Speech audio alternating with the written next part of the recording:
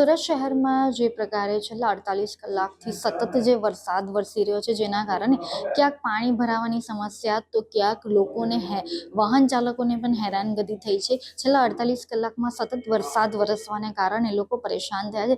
ત્યારે મહત્વની વાત એ છે કે સુરત શહેરની અંદર જ્યારે ધોધમાર વરસાદ અને ભારે પવન ફૂંકાવાની સમસ્યા સામે આવી હતી, ત્યારે સુરતમાં ઝાડ પડવાની ઘટનાઓ, ક્યાંક મકાન ધરાશયી થવાની ઘટનાઓ, તો ક્યાંક જે પાણીમાં ફસાયેલા લોકો છે તેઓને રેસ્ક્યુ કરવાની કામગીરી માટે ફાયર વિભાગ સતત દોડતું રહ્યું છે. ત્યારે આપણે અહીં ફાયર વિભાગના ઓફિસર્સ પાસેથી જાણીએ કે કઈ રીતે છેલ્લા 24 કલાકની અંદર કઈ રીતે ફાયર વિભાગને કેટલા કોલ મળ્યા છે અને કેટલા લોકોને રેસ્ક્યુ કરવાની કામગીરી કરવામાં આવેલી છે.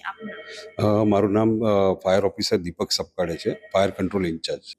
24 કલાકમાં અલગ અલગ ઝાડના કોલ છે, રેસ્ક્યુ કોલ છે, તાપીમાંથી લાશ મળેલી છે, ખાડકુવામાં 2 વ્યક્તિ પડી ગયેલા એને બી રેસ્ક્યુ કરેલા છે. એવા અલગ અલગ સિટીમાંથી 24 કલાકમાં કોલ મળેલા છે. ઝાડ પડવાની ઘટનાના કેટલા કોલ આવેલા છે કે વિસ્તારમાં? ઝાડ પડવાના 5 કોલ છે અને અલગ અલગ વિસ્તારમાંથી, અલગ અલગ ઝોનમાંથી છે.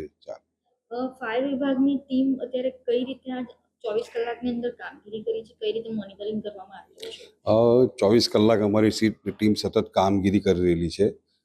કંટ્રોલ રૂમ એ લોકોની સાથે જે ફિલ્ડ પર છે એ લોકોની સાથે સતત વાયરલેસ ફોન દ્વારા એ લોકોની સાથે 24 કલાક કનેક્ટેડ રહી છે. એ લોકોની પાસે જે રેસ્ક્યુ કરે છે તેની માહિતી, બચાવ કોલ કરે છે એની માહિતી તદ્દન લઈને અમારી નોંધણીને એ બધું કંટ્રોલ રૂમમાં થાય છે. 24 કલાક. સુરત શહેરમાં હજી ક્યાં ક્યાં પાણી ભરાયા છે, લોકોને રેસ્ક્યુ કરવા માટે ક્યાંથી કોલ કરે? સુરત શહેરમાં ઉધના ઝોન વિસ્તાર એ બી છે, આપણે લિંબાયત ઝોનમાં છે, લિંબાયત ઝોન એ બી છે, વરાછામાં, સણિયા, સરથાણા એ બધા વિસ્તારોમાં થોડા ઘણા પાણી ભરાયેલા છે.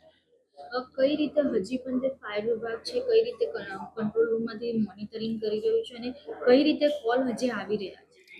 હમણાં તો પાણી ભરાવાના ને એટલે બચાવ રેસ્ક્યુ કરવાના ને એના છે. અમુક એવા બી છે જેણે રેસ્ક્યુ કરી, પ્રેગ્નેન્ટ એક મહિલા છે એમને બી રેસ્ક્યુ કરીને એમને સહી સલામત આપણે હોસ્પિટલ રવાના કરાવેલી છે. એક ખાડકૂવો પડેલો, એમાં 2 વ્યક્તિ પડી ગયેલા હતા, એમને રેસ્ક્યુ કરીને એમને બી હોસ્પિટલ આપણે રવાના કરાવેલા છે.